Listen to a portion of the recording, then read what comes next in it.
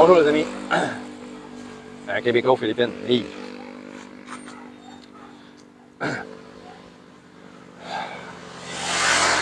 J'avais une suiveuse en arrière de moi. Elle voulait absolument être dans ma vidéo. J'ai été obligé d'attendre avant de partir ma vidéo. Oh, la luminosité est plus belle. Très nuageux aujourd'hui. Il y a eu un petit quelques minutes de pluie un peu plus tôt.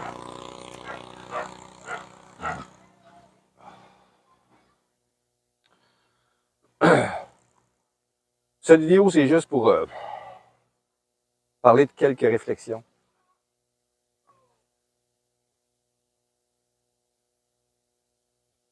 J'ai remarqué, je sais pas si vous, ceux qui vivent ici aux Philippines, ont remarqué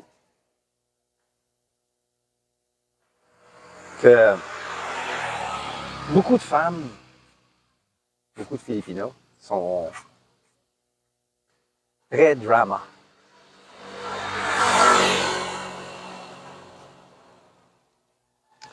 Et les vidéos que j'ai vues de d'autres vlogueurs, avant de venir ici, et depuis que je suis ici, beaucoup disent « Ah, les Filipinos sont gentils, ici, pis ça. » Oui, c'est vrai, je l'ai remarqué. Sont caring.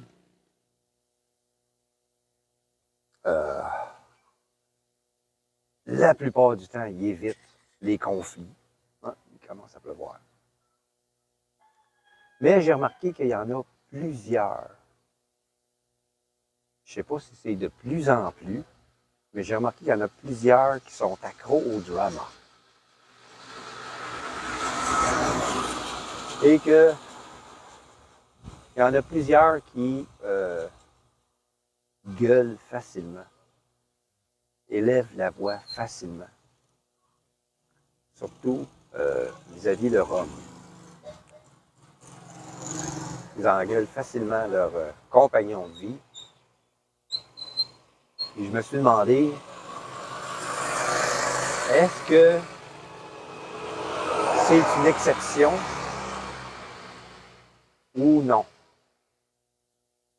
J'ai fait quelques recherches, j'ai posé des questions.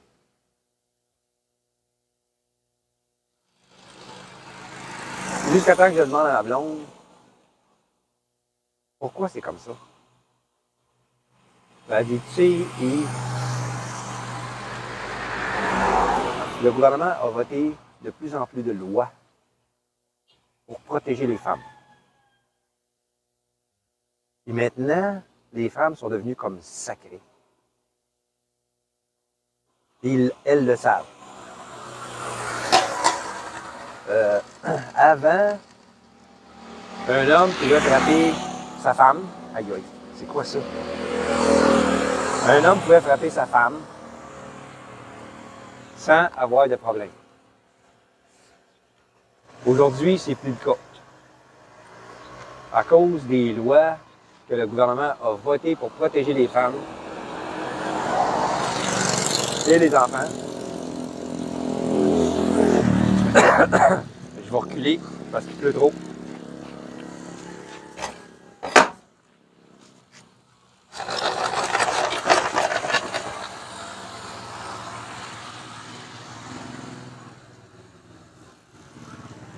Les hommes n'ont plus le droit de lever la main sur leurs femmes, ni sur leurs enfants.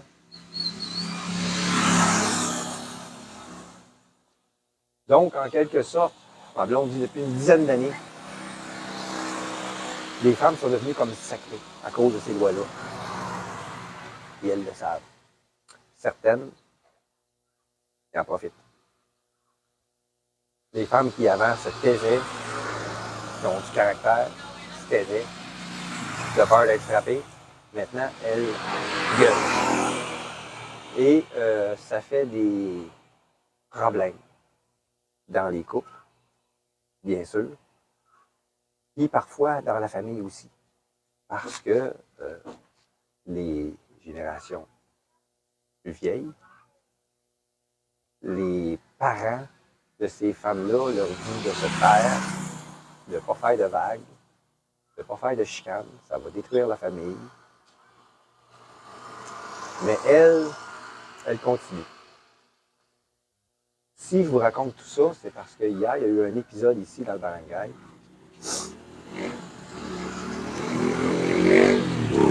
Une femme qui a mauvais caractère, frustrée, sourit jamais.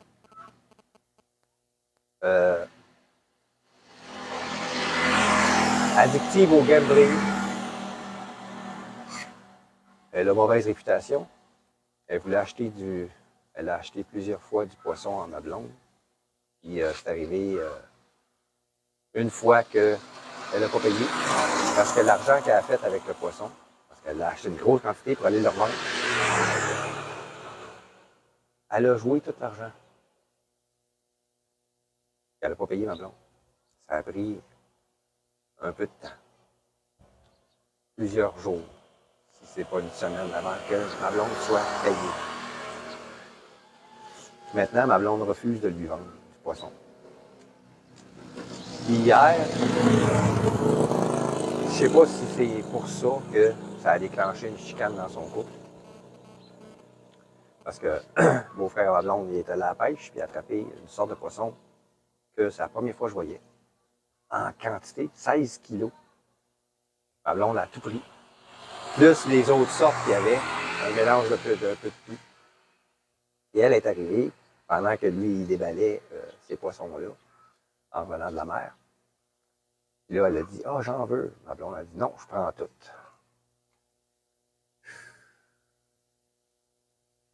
Ça l'a frustrée. Elle est partie. Elle est revenue plus tard pour s'asseyer encore quand ma blonde était en train de vendre le poisson. Ma blonde a dit, « Non. Je garde tout et je vends tout. » Fait que la madame est partie. Plus tard, il y a eu une chicane avec son mari. Il a levé la main sur elle. Il est parti en ville. Il allait voir la police. La police est venue à la maison. Ils ont mis le gars dehors. Elle a dit aux policiers qu'il prenait de la drogue. Il paraît que c'est vrai. Il prenait de la drogue depuis un certain temps. Sur une base régulière.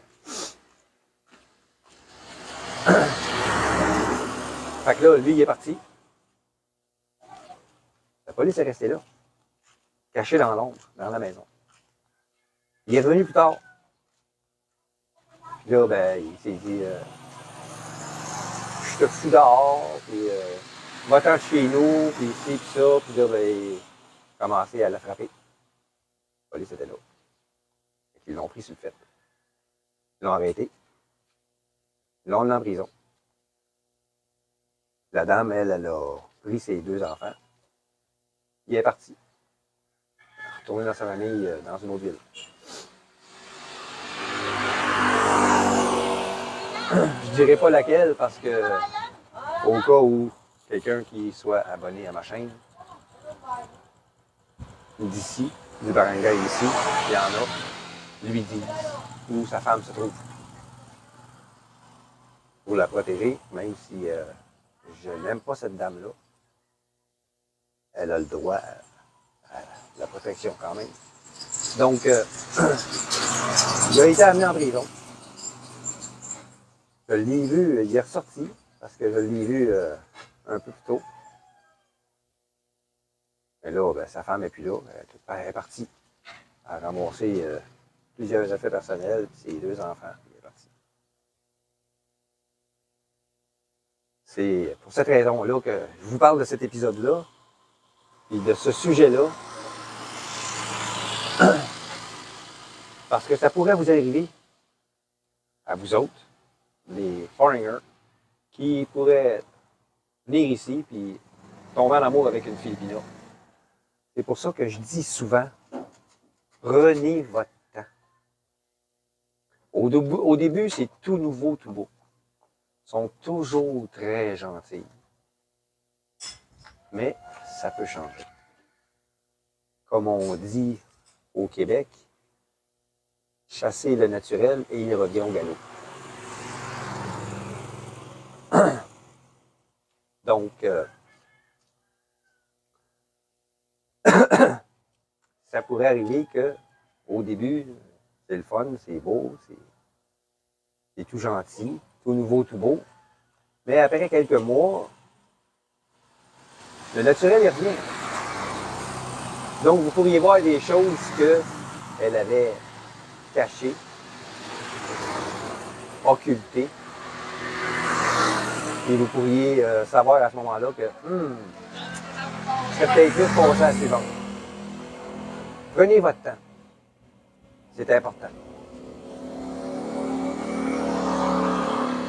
Un autre sujet qui m'a traversé l'esprit tantôt. J'ai fait une recette typiquement québécoise. Macaroni chinois. La dernière fois que je l'ai pris dans mon contenant, il m'en restait assez pour une portion.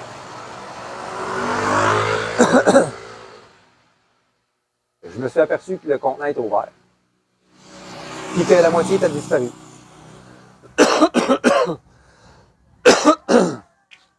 Ça, c'est sûrement quelqu'un qui voulait ajouter quelque chose à son riz. C'est des pâtes alimentaires. On ne mange pas ça avec du riz. On ne mélange pas les deux. Mais ici, ils mangent tout avec du riz. Tout. Puis je crois que c'est psychologique leur affaire. Parce que nous autres, au Québec, on ne mange pas du riz tout le temps. Là. Pas à tous les repas. On mange ça comme accompagnateur. En accompagnement de quelque chose d'autre. Et non pas comme un repas principal, puis c'est l'autre chose qui est un accompagnateur. Ici, c'est comme ça. Ils vont faire du poulet adobo, caldereta, menudo, etc. Ils vont se mettre une grosse portion de riz, puis un petit tapon, une petite affaire sur le dessus d'une des recettes que j'ai mentionnées. Ils mangent ça comme ça. Ou bien non, ils vont le mettre à côté. Ils prennent une grosse portion de riz, puis une petite portion de ça, avec leurs doigts.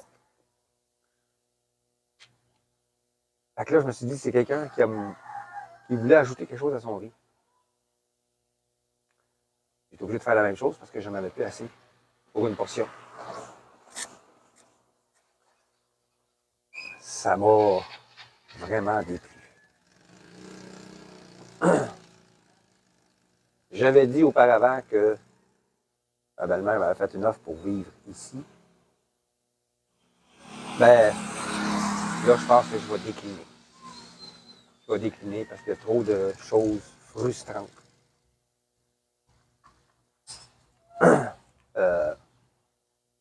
Je fais de la nourriture, je la mets au frigo, ou j'achète quelque chose, je le mets au frigo, ça disparaît. À un moment donné, j'ai pogné quelqu'un à aller dans ma chambre, prendre une cigarette dans mon paquet, sans ma permission. J'ai eu beau lui dire, une autre fois, je l'ai vu faire devant moi, là, à l'extérieur. Prendre une cigarette dans mon paquet, sans me demander la permission. C'est pas un paquet de cigarettes public. Il m'a souri, puis il est parti. C'est probablement lui qui a fait la même chose encore. Parce qu'il vient à la maison tous les jours. Il mange, prend sa douche, regarde son téléphone, rentre dans la maison, ouvre le frigidaire, prend de l'eau. L'eau, ça ne me dérange pas, ça, je ne la prends pas, cette eau-là. C'est de l'eau du robinet, j'en prends pas. Mais en ouvrant la porte du frigidaire, il voit ce qu'il y a dedans. Donc, il peut revenir quand je ne suis pas là. Ça me plaît pas. Il n'est pas le seul qui fait ça. Il n'est pas le seul qui rentre dans la maison.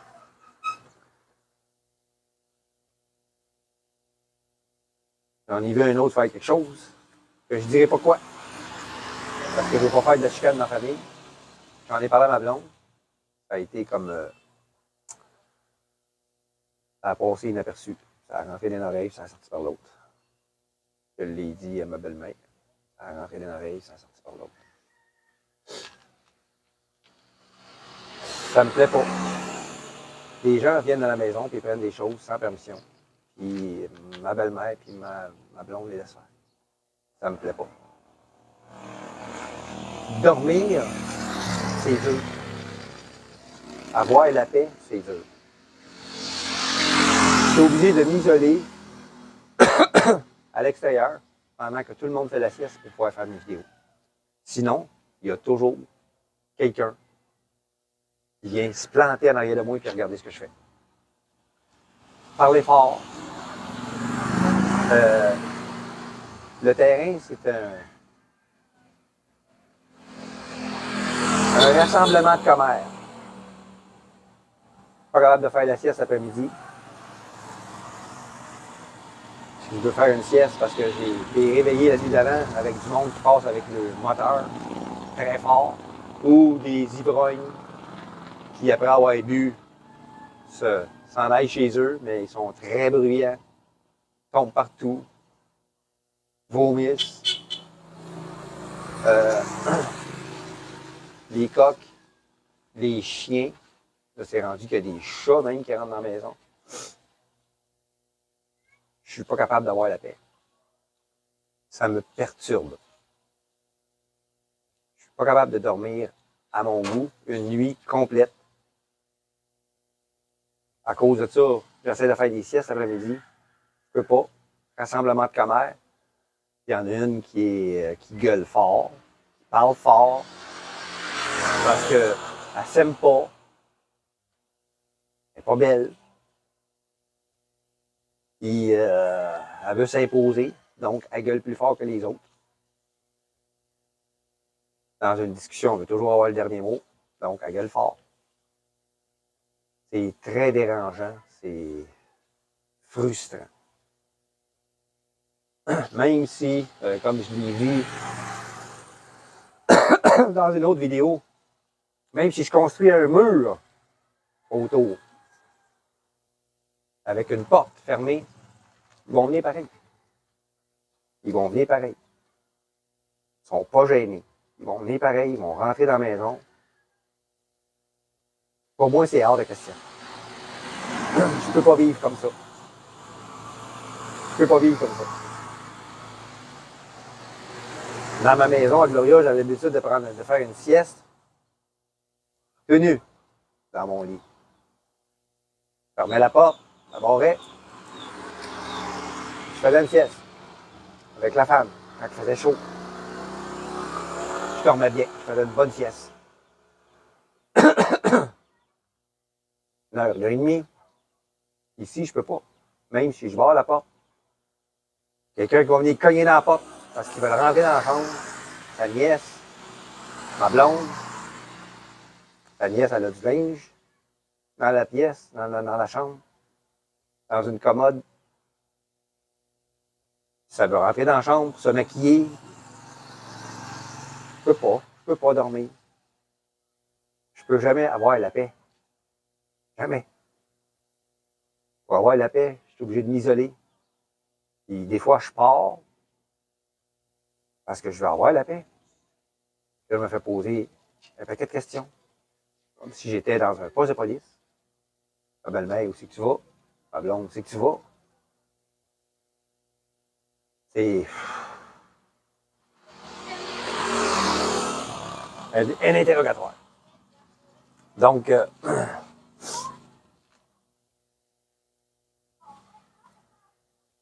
c'est quelque chose que je vais reconsidérer. Si, une fois la terre vendue, je décide de partir, puis ma belle-mère dit « Non, t'as carte blanche. » Parce qu'elle m'avait dit ça, puis là, ben, je me rends compte que c'est pas tout à fait ça. Ça sera pas ça. Donc, si elle me dit pas ça, si j'ai pas vraiment carte blanche, ben, je vais m'en aller. Je vais aller vivre ailleurs. Je vais trouver une place à louer. Parce qu'il n'y a pas l'air d'avoir de choses intéressantes à acheter. Ils demandent tout trop cher. Pour des endroits trop petits. J'en ai eu un dernièrement, une maison à peu près de la grosseur de ma belle-mère, sur la même grosseur de terrain, même pas clôturé. Ça veut dire que les voisins, ils passent sur ton terrain, etc., etc. Ils demandent 1,6 million. C'est ça que je demande, moi, pour ma terre, qui est 7000 mètres carrés. Ma maison est plus grande, plus moderne. C'est ça que je demande, 1,6 million. Donc, non. Si je suis pas capable de trouver quelque chose à bon prix, je vais louer. S'il faut, je vais louer en ville. J'ai vu une place, là, une maison à louer, 3000 pesos. Je vais louer. Je vais rester en ville. On va avoir la paix. Il n'aurait pas tout le temps sa famille, les voisins. Les voisins de 2 rues plus loin, 2 rues plus loin là-bas, sont tout le temps rendus là. Raconter leur vie ou pour commérer sur les autres. Tout le temps parler d'argent, d'argent, d'argent, d'argent, d'argent, d'argent, d'argent, d'argent, d'argent. C'est fatigant. Hein? Pour ceux qui se demandent si ça existe ici,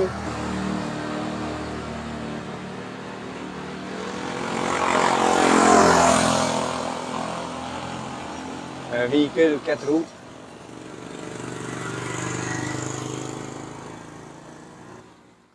oui, ça existe. Ils sont pas tellement chers. Mais, vous ne pouvez pas aller dans la rue avec. Là, lui, il est hors la loi. Tu ne peux pas aller dans la rue avec ça. Tu ne peux pas l'enregistrer et le plaquer pour aller sur la rue. Tu peux l'enregistrer, mais hors route. Un véhicule hors route. Seuls les véhicules électriques peuvent aller dans la rue. Tu n'as pas besoin de licence. Pas besoin de plaque. Je crois que tu n'as pas besoin de plaque.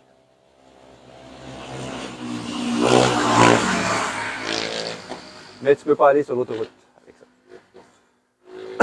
Quand tu es en province, ils ont des highways en province. C'est pas vraiment une autoroute, mais pour eux autres, ils appellent ça un highway. Sur ces highways-là, les véhicules électriques n'ont pas le droit d'y aller.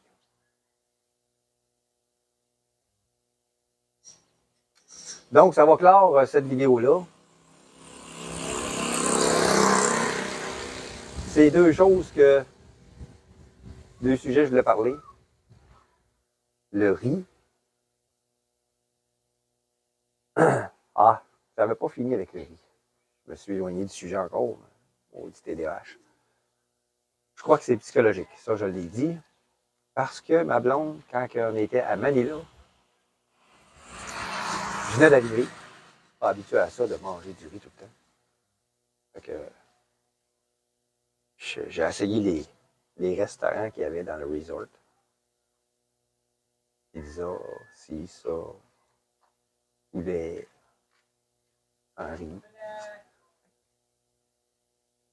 des sandwichs, pas de riz. Là, on m'a demandé, elle a dit, on va-tu manger du riz? Je commence à me sentir faible.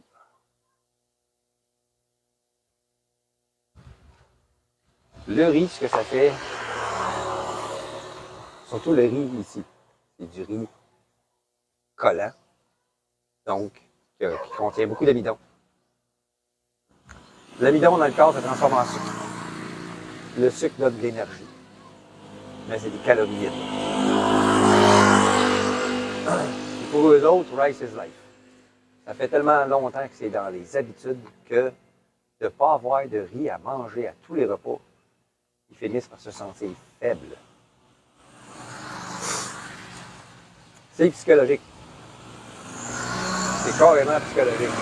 C'est probablement aussi un peu physiologique, vu qu'ils ne mangent pas de riz qui va éventuellement se transformer en sucre.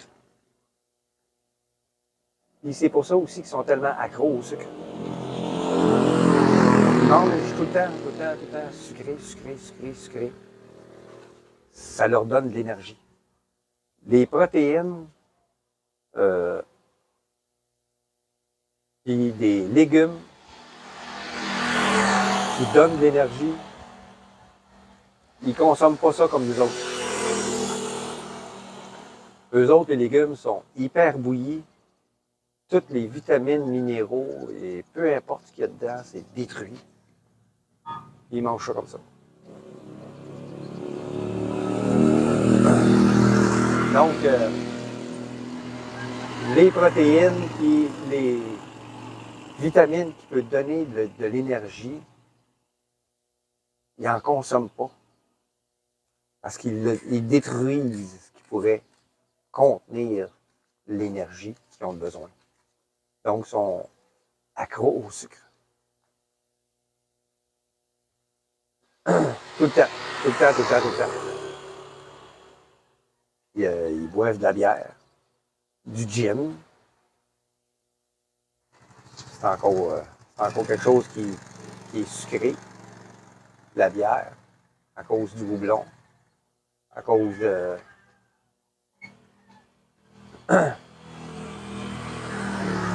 des composantes premières de la bière, l'orge, qui est maltée avant d'être torréfiée.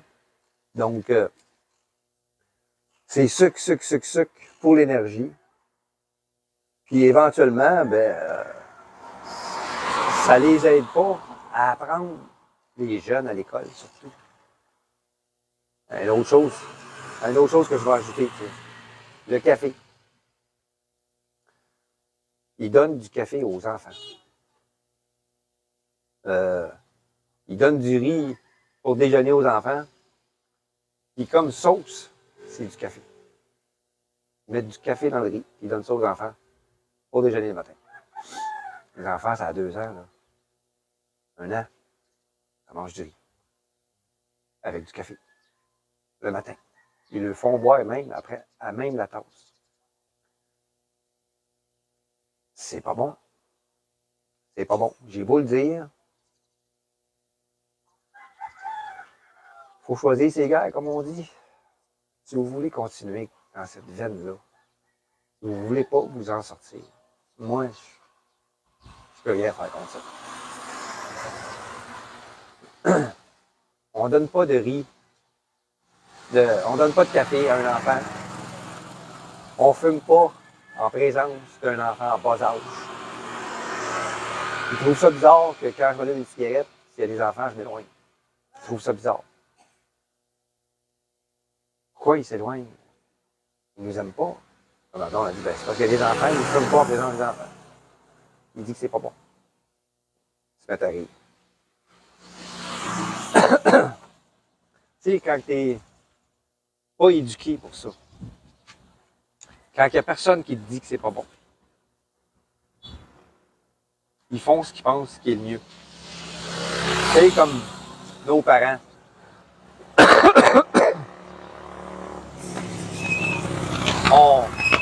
On s'est révolté. Ah, mes parents, ils étaient comme ci, ils étaient comme ça, ils étaient durs. Puis... Certains, oui, ils étaient durs. Certains parents, oui, ont battu leurs enfants. Oui. Mais d'autres ont été sévères. Puis aujourd'hui, on s'en plaint pas. Puis il faut dire aussi qu'ils ont fait avec ce qu'il y avait. Eux autres, c'était probablement été pire pour eux autres. Parce que génération après génération, on se rend compte qu'on est de plus en plus soft avec nos enfants. Les 2 dernières générations qui sont apparues dans l'Ouest sont tellement mous, tellement irresponsables que s'il y a un coup dur qui arrive dans leur vie, ils vont croire qu'ils vont mourir. Ça va être la fin du monde pour eux. C'est désolant de voir ça. Mais c'est la réalité. Il y en a qui s'en sortiront pas. Il y en a qui tombent en dépression pour des riens. J'ai travaillé avec une génération dans mon magasin où je travaillais. un IGA. Puis, il y en a un qui tombe en dépression. On le poussait à aller plus vite parce qu'il nous retardait. Il retardait toute l'équipe. On le poussait à aller plus vite. J'ai essayé de lui donner des méthodes de travail pour aller plus vite. Il ne voulait rien entendre. Il n'a jamais rien mis en pratique. Il a failli par se mettre en dépression. Il avait 18 ans. Il s'est mis en dépression. Allez voir le docteur lui a mis ses antidépresseurs. C'est fou. C'est fou. Juste parce qu'il était pas capable de subir la pression du travail. Alors, qu'est-ce que ça va donner? Là-dessus, je vous laisse. Il y a eu une accalmie dans la pluie, fait que je vais en profiter pour me rendre à la maison. Ça va retomber parce que la montagne est nuageuse. Elle est couverte par les nuages. Quand c'est comme ça, c'est de la pluie officielle. Puisqu'on a eu un petit épisode, oh, là, les nuages sont encore plus foncés, fait que il va mouiller fort. Ça va tomber. Fait que je vous laisse là-dessus. Je vous dis à la prochaine. Si le contenu de mon vidéo vous plaît, ça vous intéresse de me suivre, un Québécois aux Philippines à la retraite, abonnez-vous, likez mes vidéos, payez la cloche de notification et laissez des commentaires, ça va me faire plaisir de vous répondre. À la prochaine, les amis. Faites attention à vous.